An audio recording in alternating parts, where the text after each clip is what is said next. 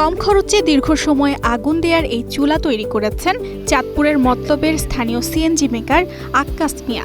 গ্যাসের বিকল্প হিসেবে এবার নতুন সম্ভাবনা দেখাচ্ছে পোড়া মোবিলের চুলা। যেখান থেকে পুরো মূল দিয়ে এই পাইপটা দেয় ওটা ভিতরে যাবে। 1 লিটার পুরো মূলটা 7 মনে করবে চুলাটা। গ্যাসের দাম বেড়ে গেছে, গ্যাসের দাম টাকা 20 করোনা মারা যায়, এই জন্য আমি এটা বাইর করছি।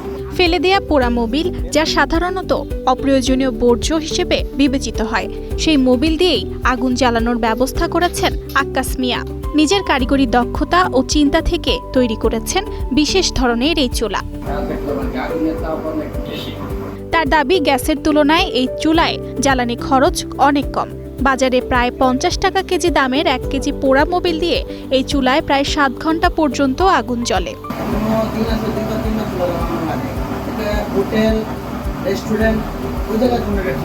পুরনো মোবিলকে কাজে লাগিয়ে তৈরি এই চুলা সাধারণ মানুষের রান্নার খরচ কমাতে সহায়তা করবে, পাশাপাশি কমবে গ্যাসের ওপর চাপ।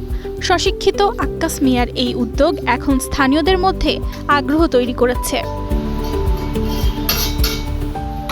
চাঁদপুরের মতলব থেকে শুরু হওয়া এই ছোট্ট উদ্যোগ যদি সঠিক সহযোগিতা পায়, তাহলে বিকল্প জ্বালানির ক্ষেত্রে এটি হতে পারে একটি সম্ভাবনাময় উদাহরণ।